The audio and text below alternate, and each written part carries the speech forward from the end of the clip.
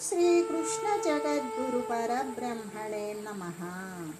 ఓం నమో శ్రీ వేదవ్యాసాయ నమః. ఓం మద్గురు శ్రీ పూర్ణానంద స్వామినే నమః. ఓం శుక్లాం భరధరం విష్ణుం శశివర్ణం చతుర్భుజం ప్రసన్నవదనం ధ్యాయేత్ సర్వవిఘ్నోపశాంతయే. ఓం వ్యాసాయ విష్ణురూపాయ వ్యాసరూపాయ విష్ణవే నమో వై బ్రహ్మనిధయే వాసిష్ఠాయ నమో నమః. ఓం నారాయణం నమస్కృత్య నరం చైవ నరోత్తమం దేవీం సరస్వతీం వ్యాసం తతో జయముదీరయేత్. శ్రీ భగవద్గీత మోక్ష సన్యాస యోగము. అయితే ఏ సుఖమైతే ప్రారంభించినప్పుడు విషంలాగానే దాని యొక్క చిట్ట చివరి స్థితి అమృతాన్ని పోలినట్లుగా సౌకర్యవంతంగా రుచికరంగా ఉంటుందో, తన బుద్ధి యొక్క మాలిన్యరహితమైనటువంటి బుద్ధి చేత కలిగేటువంటి ఆ సుఖము సాత్వికము అని కదా చెప్పబడింది. అయితే ఆధ్యాత్మ క్షేత్రమున సాధకునకు అభ్యాసం చేసే సమయంలో మొట్టమొదట బ్రహ్మనిష్ట, ధ్యానము, వైరాగ్యము ఒకంత కష్టంగానే అనిపిస్తుంది. కానీ అభ్యాసము, సాధన పూర్తి అదే విధంగా కొనసాగుతూ ఉంటే సాధన పూర్తి అయ్యేటువంటి సమయానికి అది అమృతంతో సమానంగా ఉంటుంది. ఆత్మసుఖాన్నే ఇటువంటి అభ్యాసం కానీ సాధన కానీ కలగజేస్తాయి అని కదా చెప్పబడింది. కాబట్టి సాధన దశలో అంటే అభ్యాస కాలంలో కానీ సాధన దశలో కానీ ఎవరికైనా సరే కొద్దిపాటి కష్టం కలిగినట్లయితే, విసుగు అనేటువంటిది ఉత్పన్నమైనట్లయితే ఏమాత్రము అధైర్యపడకూడదు. ఎందుకు అంటే అది వాస్తవమైనటువంటి బాధ కానే కాదు. అది కొనసాగుతూ ఉన్నప్పుడు మార్పు చెందుతుంది. ఆ మార్పులో అది అంతము లేనటువంటి అనంత ఆనందమే కలుగుతూ ఉంటుంది అని నిశ్చయించి సాధనను ఎప్పటికీ కూడా వదలకూడదు, ధైర్యంతోనే కొనసాగించాలి. కాబట్టి ఏమని అంటే ప్రారంభమున ఎట్లా ఉంటుంది, కష్టంగా అనిపిస్తుంది, విషంలాగానే ఉంటుంది, ఇది మనం వల్ల కాదు అనిపిస్తుంది. వాస్తవానికి అది కష్టం కానే కాదు. అయితే బాధలాగా తోస్తుందే కానీ బాధ కాదు అనేటువంటి విషయమే కదా మనకి స్పష్టమవుతూ ఉన్నది. ఆ తాత్కాలిక బాధకైనా సరే కారణం ఏమిటి అంటే అనేక జన్మల నుండి కూడా సముపార్జించుకున్నటువంటి పాప సంబంధమైన కోరికలకు, వాసనలకు కూడా ఇంకా ఇప్పుడు జరిగేటువంటి ఆధునికమైన క్రొత్తగా కలిగేటువంటి పుణ్యవంతమైన కోరికలకు కూడా మధ్య కలిగేటువంటి పోరాటం, సంఘర్షణ ఏదైతే ఉంటుందో అదే అవుతుంది కదా. పుణ్యవాసనలు కనుక బలమైనవా పాప వాసనలను త్రొలగదోస్తాయి. అలా త్రొలగదోసినప్పుడు వెళ్ళిపోతూ ఏమవుతాయి, ఒక చెడు మనస్తత్వం ఉన్నటువంటి వాళ్ళు మన దగ్గరకు ఉన్నారు, వాళ్ళని మనం వెళ్ళగొట్టాం. ఏం చేస్తూ ఉన్నారు వాళ్ళు, ఏదో ఒక మాట మన మనసుకు కష్టం కలిగేటట్టు, ఏదో ఒక కలహానికి కారణమయ్యేటువంటి తుంపుడు మాటలు ఏదో ఒకటి మాట్లాడేసి వెళ్ళిపోతారు, నిందించి వెళ్ళిపోతారు. అలాగే ఈ పుణ్యవాసనలు బలపడిపోయి పాప వాసనలను, గతంలో చేసుకున్నటువంటి పాప దుష్టమైనటువంటి ఆలోచనలను తొలగదీసేటప్పుడు అవి వెళుతూ ఏమవుతాయి అంటే ఆ సాధకుడైనటువంటి జీవుణ్ణి బాధ పెట్టి మరీ వెళ్తాయి. ఆ నొప్పే కదా అదే జీవుని యొక్క ప్రారంభ బాధ. అవి వెళ్ళిపోయేటప్పుడు కలిగేటువంటి నొప్పే సాధన యందు నిలబడలేకపోవడం, అభ్యాసం చాలా కష్టం కలిగించడం. ఇటువంటివన్నీ కూడా మనం చెడు ఆలోచనలు, చెడు కార్యాల యొక్క ఫలితాన్ని వెళ్ళగొట్టేటప్పుడు, పారద్రోలేటప్పుడు కలిగేటువంటి బాధ. అవి వెళుతూ మనసును స్థిమితంగా ఉంచవు, మరి కంపింపజేస్తాయి. వాస్తవానికి అది బాధ అంటే కాదు. ఎందుకు అంటే ఇంకా దానికి సాటి లేనటువంటి సుఖానికి అది నాంది ప్రస్తావనే ఆ బాధ. ఇక రాబోయేదంతా కూడా ఆ బాధ తర్వాత అలా కష్టసహిష్ణుతో కూడుకొని సాధన, అభ్యాసం అనేది కొనసాగించారా, ఇక అప్పుడు అది ఉపమించడానికి కూడా సాధ్యము కానంటి, మరి దేనితో పోల్చి చూపరానటువంటి అనంతమైన సుఖానికి అది ప్రారంభ దశ, అటువంటి కష్టము అని చెబుతూ, ఎలాగంటే ఒక రోగానికి వేపాకుతో చేసినటువంటి ఉండను ముందుగా ఇస్తారు. అది చేదుగానే ఉంటుంది. అయినప్పటికీ కూడా ఏమవుతుంది, అది అలా గుటుక్కుని మింగేస్తే ఆరోగ్యాన్ని కలగజేస్తుంది. అంటే ఔషధాన్ని తినేటప్పుడు ఇష్టం లేకుండా ఉన్నప్పటికీ కూడా బలవంతంగానైనా సరే దానిని సేవించడం వలన అది ఏమవుతుంది, ఆరోగ్యాన్ని చక్కగా చేస్తుంది, అనారోగ్యాన్ని పోగొడుతుంది, గతంలో ఉన్నటువంటి మంచి ఆరోగ్యమే ఉంటుంది. అట్లాగే ఒక రాయి ఉన్నది, దానిని దేవతా విగ్రహంగా, దేవీ విగ్రహంగా, దేవుని విగ్రహంగా మార్చాలి అన్నప్పుడు మొదట ఉలి దెబ్బలు తింటూ ఉంటుంది, సుత్తి దెబ్బలు తింటుంది.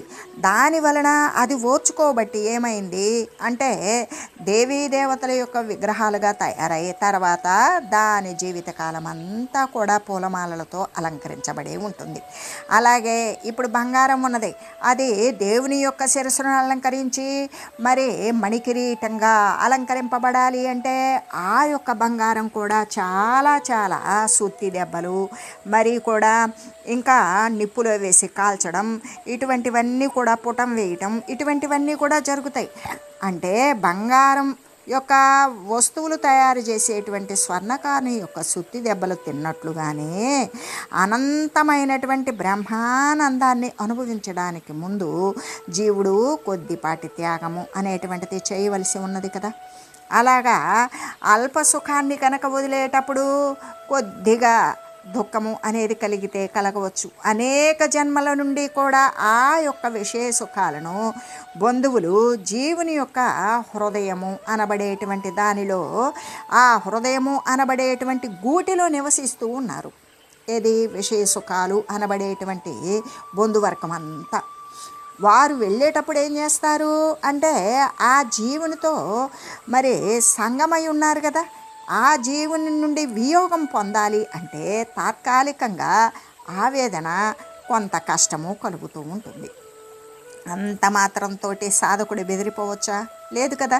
కొంత ఓపిక బట్టి సాధనను ఏమాత్రం విడవకుండా ఆ కష్టకాలము తొలగిపోయి సుఖకాలము అనేటువంటిది వస్తుంది అని చెబుతూ, ఎలాగంటే ఒక విద్యార్థి దశ ఉన్నది కదా, ఆ విద్యార్థి దశలో స్టూడెంట్ లైఫ్లో ఏమవుతుంది, రాత్రింబవళ్ళు కూడా కష్టపడి చదువుతాడు.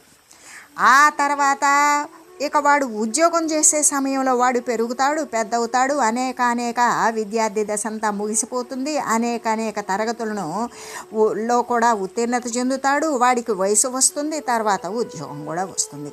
ఆ ఉద్యోగం చేసేటప్పుడు వాడు విద్యార్థి దశలో నేర్చుకున్నటువంటి చదువే కదా వానికి ఆ ఉద్యోగం రావడానికి, ఉద్యోగ సంబంధమైనటువంటి క్రియ చేయడానికి ఆ సమయంలో వాడు సుఖిస్తాడుగా.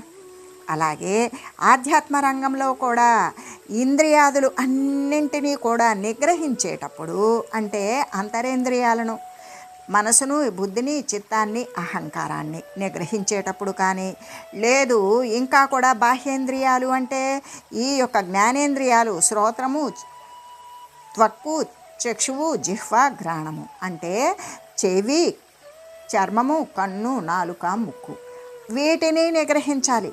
ఇంకా కూడా కర్మేంద్రియాలను కూడా నిగ్రహించాలి. ఏ విధంగా అంటే నోరు, చేతులు, కాళ్ళు, ఇంకా మలమూత్ర విసర్జక అవయవాలు, వీటిని అన్నింటినీ కూడా ఈ ఇంద్రియాలని ఆధ్యాత్మ రంగంలో నిగ్రహించేటప్పుడు ఒక అంతర్గతమైనటువంటి యుద్ధం ఏర్పడుతుంది. మరి మన అంతరేంద్రియాలేమో బాహ్య సంబంధమైన దృశ్యం మీదకి వెళ్ళిపోతాయి. మరి లోపల ఉన్నటువంటి ఆధ్యాత్మ తత్వ జిజ్ఞాసేమో ఆ బయటికి వెళ్ళిపోయేటువంటి అంతరేంద్రియాలను లోపలికి మరలించాలని చూస్తాయి. ఈ విధంగా ఈ రెంటి సంఘర్షణ, అంతర్యుద్ధ ఫలితంగా కొంత ప్రయాస అనేది కలుగుతుంది. ఎందుకు? దృశ్య సంబంధమైన విషయాలకు అలవాటు పడినవి మాటికి మానసేంద్రియాలు దృశ్యం మీదకి వెళ్ళిపోతాయి. కానీ ఆధ్యాత్మ జిజ్ఞాస కలిగినటువంటి వాడు వాటిని మళ్ళీ కూడా లోపలికి అంతర్ముఖంగా మళ్లించే ప్రయత్నం. ఈ రెంటి యొక్క పరస్పరం కష్టం కలిగించేటప్పుడు వాటిని కొంచెం సహించుకొని మరీ కూడా ముందుకు సాగిపోవాలి. అంతేగాని భయపడి సాధనను అనేటువంటిది విరమించకూడదు కదా. కాబట్టే మనకు పరమాత్మ ఎక్కడేమని చెప్తూ ఉన్నారు అంటే సాత్విక సుఖం యొక్క నిజమైనటువంటి స్థితిని గురించే కదా తెలియజేస్తూ ఉన్నారు. ఎలాగంటే దేని పట్లైనా సరే విశ్వాసము కలిగి ఉండాల, నమ్మకము కలిగి ఉండాల. అంతేకాని భయపడిపోయి మనం సాధనను వదిలివేయకూడదు కదా. ఎందుకు అంటే పరమాత్మ మనకేమని చెప్తూ ఉన్నారు అంటే సాత్విక సుఖం యొక్క వాస్తవమైనటువంటి స్థితి ఏ విధంగా అంటే అది విశ్వాసం అనేటువంటిది గురువు పట్ల ఉండాలి, దైవం పట్ల ఉండాలి, శాస్త్రం పట్ల ఉండాలి, ఆత్మ పట్ల కూడా ఉండాలి. ఇటువంటి విశ్వాసం ద్వారా తగినటువంటి ఫలితాన్ని పొందుతారు కదా అనే చెబుతూ అంటే పూర్వం ఒకానొక పట్టణంలో ఒక వైద్యుడు ఉన్నాడు. అతడు తన వృత్తి యందు గొప్ప ప్రావీణ్యం కలిగి ఉన్నాడు. అలా ఉండడం చేత తాను చేపట్టినటువంటి కేసులన్నీ కూడా చాలామంది ఆ వైద్యుల వద్దకు వస్తారు. ఆయన చేపట్టినటువంటి కేసులన్నీ కూడా జయప్రదంగా నెరవేరుస్తూ ఉన్నారు. జనులు అనేకులు కూడా ఏం చేస్తారంటే వారి యొక్క అనారోగ్యానికి చికిత్స చేసుకునే నిమిత్తం ఆయన దగ్గరికే వస్తూ ఉంటారు. ఇలాగా ప్రతి దినం కూడా అతని యొక్క ఆసుపత్రి అంటే ఆ వైద్యాలయం రోగుల చేత ఆరోగ్య విషయమై సంప్రదింపులకి వచ్చే వారి చేత కూడా అది కిటకిటకిటలాడుతూ ఉంటుంది. సరే, ఆయన చూద్దామా పేరు మోసినటువంటి వైద్యుడే అవడము చేత చుట్టుప్రక్కల నుండి పల్లెల నుండి కూడా బండ్లు కట్టుకొని మరీ ఎందరో ఆయన దగ్గరకు వచ్చేవారు. ఒకనాడు రాత్రి 8 గంటలకు ఆయన తన కార్యక్రమం అంతా కూడా పూర్తి చేసుకున్నారు.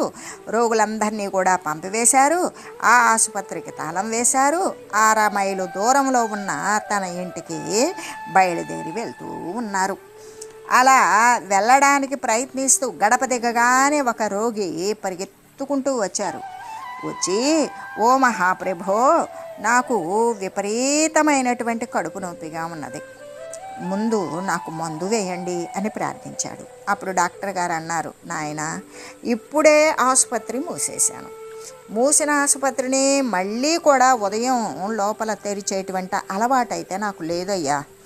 ఈ ప్రకారంగానే జరిగిపోయిన 30 సంవత్సరాల నుండి కూడా ఇలాగే జరుగుతుంది. ఒక్కసారి తాళం వేశాను అంటే మళ్ళీ దాన్ని రేపు ప్రొద్దుటే తీస్తాను.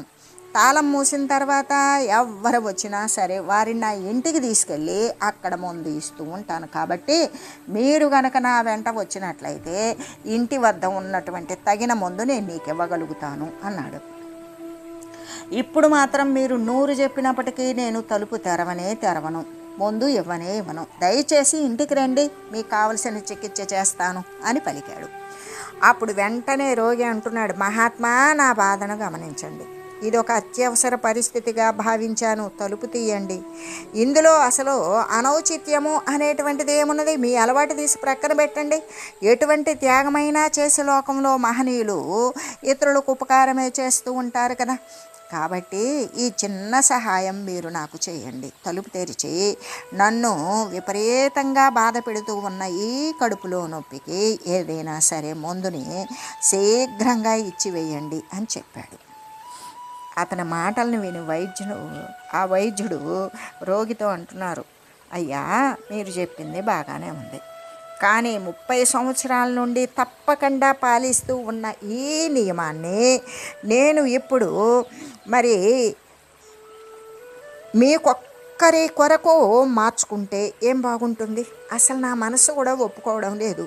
మూసేసిన తలుపు తీయడానికి నా మనసు ఒప్పుకోవడం లేదు. ఎందుకంటే నియమానుసారంగా 30 సంవత్సరాల నుండి నేను ఇలాగే చేస్తూ ఉన్నాను.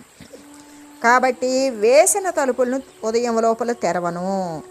నా వెంట వచ్చినట్లయితే మీ బాధ తొలగడం కోసం ఇంటి వద్ద మందు ఉన్నది, తప్పకుండా ఇస్తాను అని పలికాడు.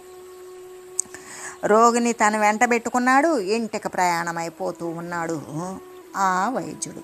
అది రాత్రి సమయం. పట్టణ వీధులు ఇక విద్యుత్ దీపకాంతులతోటి చక్కగా శోభిస్తూ ఉన్నవి. రోగి వెంటరాగా ఆ వైద్యుడు ముందు నడుస్తూ ఉన్నాడు. కానీ వారి ఇరువురు కూడా 10 గజాలు దాటారో లేదో రోగి వైద్యుని కడ్డు తగిలాడు. డాక్టర్ గారు, నొప్పి తీవ్రంగా ఉన్నదండి, ఇక తట్టుకోలేను, త్వరలో ఏదైనా సరే మందు ఇవ్వండి అని ప్రాధేయపడ్డాడు. అప్పుడు వైద్యుడు ఏం చేశాడంటే ఆ రోగి యొక్క ధాటికి తట్టుకోలేక తన కోటు జేబులో ఏదో మాత్ర వంటిది తీసి రోగి చేతిలో పెట్టాడు. నాయన, దీనిని చప్పరించుకుంటూ ఉండు, దీనిని సేవిస్తూ ఉండు అని చెప్పాడు. నమలవద్దు అని ఆదేశం చేశాడు. రోగి పరమానందంతో దాన్ని తీసుకున్నాడు, నోట్లో వేసుకున్నాడు, చప్పరిస్తూ డాక్టర్ గారి వెంట నడుస్తున్నాడు. కొంత దూరం వెళ్ళిన తర్వాత డాక్టరు రోగితో అంటున్నాడు, నాయన కడుపులో నొప్పి ఎట్లా ఉన్నది అని ప్రశ్నించాడు. ఆ రోగి అంటున్నాడు, మహాత్మా తమ దయ వలన సగం నొప్పి తగ్గిపోయింది అని బదులు చెప్పాడు. అప్పుడు డాక్టర్ రోగితో ఇక మీరింటికి వెళ్ళొచ్చు అని పంపేశాడు. అంటే ఇప్పుడు ఎలాగున్నది అంటే ఆ విద్యుత్ దీపాల యొక్క కాంతులతోటి పగలలాగానే తోస్తూ ఉన్న ఆ పట్టణ వీధుల గుండా వెళుతూ మరి వైద్యుని ద్వారా ఇవ్వబడినటువంటి మాత్రను విడవకుండా చప్పరిస్తూ రోగి తన బాధ అనేటువంటిది తగ్గిపోతూ ఉండగా పరమ ఆనందంతో నిండిపోయి తన యొక్క ఇంటి వైపుగా వెళ్తూ ఉన్నాడు. కానీ ఎంతసేపు చప్పరించినా కూడా మాత్ర కరగడం లేదు. అలా కరగకపోతే రోగి ఆశ్చర్యచకితుడే, ఇదేంటి, ఇదేదో విలక్షణమైన మాత్రలా ఉన్నది, అరగంట సేపు నుండి చప్పరిస్తూ ఉన్నా కరగదే, ఉన్నదన్నట్లే ఉన్నదే, కారణం ఏమిటి అనే ఆశ్చర్యముతో ఆలోచన కలిగిన వాడై ఒకానొక స్ట్రీట్ లైట్ కింద, ఆ వీధి దీపం కింద ఆ మాత్రను తన అరిచేతిలో ఊసుకొని చూశాడు. రామరామ, అది మాత్ర కాదు, కోటు గుండి. వైద్యుడు అతను పోరు పడలేక తన కోటు జేబులో ఉన్న గుండీని తీసి అతనికి ఇచ్చాడు. అంతే, సామాన్యమైన ఒక కోటు గుండి రోగి యొక్క కడుపు నొప్పిని సగం తగ్గించి వేయడం అనేది జరిగింది కదా. వాస్తవానికి గుండి అనేటువంటిది అంత పని చేయగలుగుతుందా? లేనే లేదు. రోగికి డాక్టర్పై ఉన్నటువంటి అకుంఠితమైన నమ్మకం ఏదైతే ఉన్నదో ఆ నమ్మకము సగం బాధను తగ్గించగలిగినటువంటి పని చేసింది. కాబట్టి విశ్వాసము, నమ్మకము ఎంతటి పనినైనా సరే సాధిస్తుంది కదా. ఒక గ్రంథం పైన కానీ, ఒక గురువు పైన కానీ, ఒక వైద్యుని పైన కానీ, ఒక మంత్రంపై కానీ మనుషునికి ఎంతెంత నమ్మకము, విశ్వాసము ఉంటుందో అంతంత అధికమైనటువంటి ఫలమే కదా అతనికి కలుగుతూ ఉంటుంది. కాబట్టి దైవ విశ్వాసము, గురువు విశ్వాసము, మంత్ర విశ్వాసము, ఆత్మవిశ్వాసము మోక్షము చెందాలి అనుకునేటువంటి వానికైతే తప్పనిసరిగా ఇవి ఉండవలసిందే. అప్పుడు మాత్రమే ఆధ్యాత్మ క్షేత్రమున గొప్ప గొప్ప ఫలితాలను అతడు సాధించగలుగుతాడు. అటువంటి విశ్వాసం లేనివాడైతే ఏ క్షేత్రమందు కూడా పురోభివృద్ధిని పొందగలేడు కదా. కాబట్టి సాధకుడు తాను జపించేటువంటి మంత్రము పట్ల, తనకు ఉపదేశించినటువంటి గురువు పట్ల కూడా, తనను సృష్టించినటువంటి ఈశ్వరుని పట్ల కూడా, తాను పఠించేటువంటి గ్రంథం యొక్క రచయిత పట్ల కూడా తన ఎడల గొప్ప విశ్వాసము ఉంచుకొని పరమార్థ రంగమున ముందుకు సాగిపోవాలి కదా. విశ్వాసము గొప్పదైనటువంటి ఫలితాలనే కలగజేస్తుంది. కాబట్టి దైవ విశ్వాసము, గురు విశ్వాసము, శాస్త్ర విశ్వాసము, ఆత్మవిశ్వాసము కూడా ఆధ్యాత్మిక అభ్యున్నతిని సాధించి పెడుతుంది కదా. అందుకే ఇక్కడ మనకి ఎవరి పట్ల విశ్వాసం ఉండాలి అంటే మనం చేసే సాధన పట్ల, మన సాధనను బోధించేటువంటి ఆ గీతాచార్యులైన పరమాత్మ పట్ల మనకి అధికమైనటువంటి విశ్వాసం ఉన్నప్పుడు మనం ఎటువంటి అభ్యున్నతిని సాధిస్తాము అనేది మన సాధన ప్రకారం కొనసాగేటువంటి విషయం. కాబట్టి మనకు పరమాత్మ ఇక్కడ సాత్విక సుఖం యొక్క నిజమైనటువంటి స్థితిని కదా తెలియజేస్తూ ఉన్నారు. ఎలాగంటే ఇప్పుడు విషరూప దుఃఖంలో అమృత రూప సుఖం యొక్క బీజాలు ఉన్నవి అని కూడా సెలవిచ్చారు. మనకి దుఃఖం ఎలాంటిది అంటే విషము లాంటిది.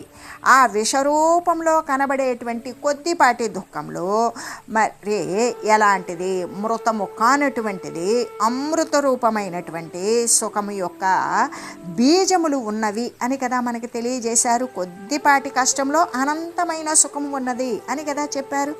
ఎందుకంటే తాత్కాలికమైనటువంటి కష్టరూపముకు ఆ విషయాన్ని, ఇప్పుడు ఏపవుండ అనేటువంటిది చేదుగానే ఉంటుంది.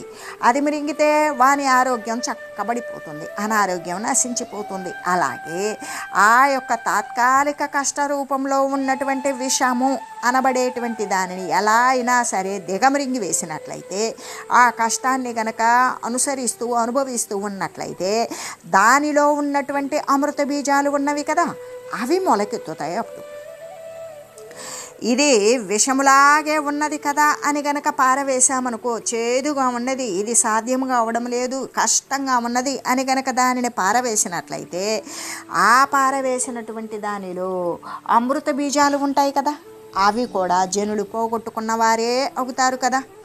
కాబట్టి ఉన్నది కదా అని పారేయకూడదు. కాబట్టి సాధకులు ఈ విషయంలో కడు జాగరూకులై ఉండాలి. కొద్దిపాటి కష్టాన్ని సహిస్తే అంతము లేని శాశ్వత సుఖాన్ని పొందగలుగుతారు. అందుకే సాధకులైనటువంటి వారు ఎంతో జాగ్రత్తతో కూడుకొని ఉండి ఆ భగవానుడైన శ్రీకృష్ణమూర్తి చెప్పినటువంటి అమూల్యమైన, విలువ కట్టలేనటువంటి, మూల్యము చెల్లించలేని శాశ్వతమైనటువంటి ఆనందాన్ని ఇచ్చే ఆ ఉపదేశాన్ని జ్ఞాపకంలో ఉంచుకోవాలి. అదే గుర్తు ఉంచుకొని అనంతమైనటువంటి ఆత్మసుఖం తమ కోసం వేచి ఉన్నది, అది మన కోసమే నిరీక్షిస్తున్నది అని భావించి కష్టాన్ని సహించుకునేటువంటి స్థితి కలిగి ఉండాలి. మరి ఆ సుఖాన్ని పొందడానికి విషయ సంబంధమైనటువంటి సుఖరూపంలో కనబడేటువంటి ఏ కష్టాలను, విషయాలను వదిలివేసుకోవాలి. అలా చేస్తూ సాధనను మాత్రం ఏమాత్రం విడవకూడదు. అలా విడవకుండా చేస్తూనే ఉండాలి. కాబట్టి ఏమని కశ్చిద్ధీరః అని కదా చెప్పింది. అంటే ఏ ఒకానొక ధీరుడో, అన్ని కష్టాలను ఓర్చుకోగలిగినటువంటి వాడు ఏ ఒకానొక ధీరుడో అయి ఉంటాడు. అంటే ప్రత్యేగాత్మను చూడగలడు అని కదా మనకి ఉపనిషత్తులు సైతం కూడా బోధిస్తూ ఉన్నవి. వాళ్ళు దాదాపుగా శ్రీ బుద్ధదేవుడు కానీ, శ్రీ రామకృష్ణ పరమహంస కానీ మొదలైనటువంటి వారి యొక్క సాధన కాల జీవితాలను గనక మనం తెలుసుకున్నట్లయితే ఈ సత్యం మనకి బోధపడగలుగుతుంది. అందుకే ఇంకా కూడా అమృతోపమం అంటే ఇది అమృతమును పోలి ఉన్నది అని ఇక్కడ చెప్పడం అనేటువంటిది చాలా సరి అయినటువంటి విషయం. ఎలాగంటే ఆత్మసుఖము దైవ సుఖాన్ని కూడా దేవతల యొక్క అమృతాన్ని పోలినదే కానీ జడమైనటువంటి దేవతల అమృతం కాదు. ఎందుకు? దేవతలు మరి జన్మను పొందుతారు, ఇంద్రియాలతో కూడినటువంటి శరీరాలను పొందుతారు. పొంది దానితోటి ఏ విధంగా ముసలితనము లేకుండా వారి యొక్క ఏది చేసుకున్నటువంటి పుణ్య ఫలితం అయిపోయేటంత వరకు కూడా వారు ఇంద్రియాలతో పటుత్వంగా కూడుకొని యవ్వనంతో ఉంటారు. అంతేకాని అది దేని ద్వారా అంటే చిన్నపిల్లలు అవరు, ముసలివాళ్ళు అవరు, అనారోగ్యం పాలు అవరు.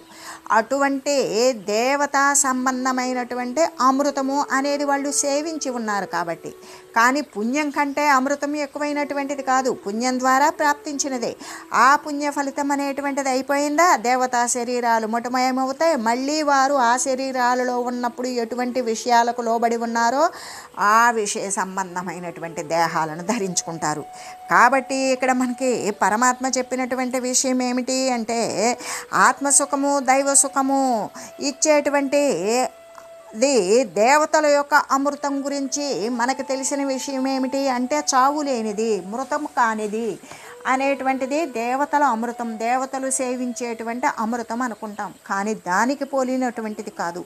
ఆ దేవతల శరీరాలు వాళ్ళ పుణ్యకర్మ పూర్తవగానే శరీరాలు వదిలి మరొక శరీరాలను ధరించేటువంటి స్థితి వారికి ఉన్నది.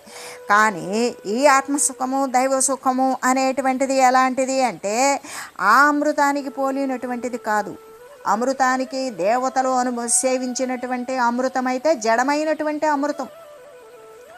దానివల్ల ఏంది, కొద్ది సమయం మాత్రమే ఈ అనారోగ్యాలు, పసితనము, ముసలితనము లేకుండా నిత్య యవనముతో వాళ్ళు కోరిన కోరికలు ఆనందాన్ని అనుభవిస్తారు. కానీ పుణ్యఫలం హరించిపోగానే మళ్ళీ శరీరాలు పడిపోయి మళ్ళీ కొరత శరీరాలు వారు పొందినటువంటి వారు ఏ విషయాలలో భోగించారో దాని సంబంధమైన శరీరాలను పొందవలసింది. కానీ ఇక్కడ ఆత్మసుఖము దైవ సుఖము అనేటువంటి అమృతము అంటే దానికంటే కూడా దేవతలు సేవించేటువంటి సుఖము కంటే కూడా ఎన్నో కోట్ల రెట్లు అధిక శక్తివంతమైనది అది. అదే దేవతల వద్ద ఉన్నటువంటి అమృతమైతే స్థూల దేహానికి కొద్ది సమయం చావు లేకుండా నివారిస్తుంది తప్ప. కానీ అదే ఆత్మసుఖరూపమైనటువంటి అమృతమైతే శాశ్వతముగా మళ్ళీ కూడా పుట్టుక చావు లేనటువంటి పునరావృత్తి రహితమైనటువంటి ఈ జనన మరణ సంసార ప్రవాహం నుండి జీవుణ్ణి తప్పించేస్తుంది. అలా తప్పించడమే కదా అదే ఆత్మసుఖము, అదే దైవ సుఖము అని చెబుతూ, అందుకే ఆత్మబుద్ధి ప్రసాదజం. ఈ సాత్విక సుఖము అంటే మరి ఇలా శాశ్వతమైన నిరతిశయానందమైనటువంటి పరమాత్మతత్వముతో కూడి సుఖపడేటువంటి స్థితి ఎలా కలుగుతుంది అంటే బుద్ధి మాలిన్యరహితముగా ఉండాలి.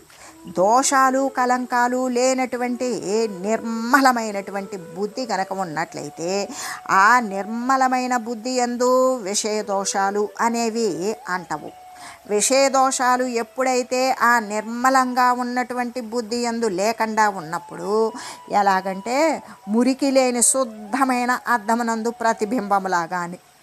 లాగానే ఆత్మసుఖము ఆ నిర్మలమైనటువంటి బుద్ధి యందు గోచరిస్తుంది అని అప్పుడు అంటే గోచరిస్తుంది అంటే కళ్ళకు కనబడుతుంది అని కాదు, అనుభవానికి సిద్ధిస్తుంది, అనుభూతం అవుతుంది. కాబట్టి శాశ్వత సుఖాన్ని కోరేటువంటి వారు మొట్టమొదట తమ బుద్ధిని మాలిన్యరహితంగా నిర్మలంగా చేసుకోవాలి.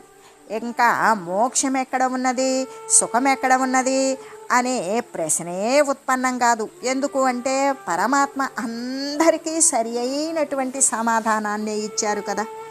మోక్షము దైవ సుఖము అనేటువంటిది ఎక్కడ ఉన్నది అంటే ఎవరి వాళ్ళ యొక్క నిర్మలమైనటువంటి బుద్ధులోనే ఉన్నది అని కదా చెప్పేశారు అని చెబుతూ, ఓం మంగళం పావన గీతామాత జయ మంగళం భక్తజనావని బంధ విమోచనీ భవభయహారిణి భవ్యదాయిని మంగళం.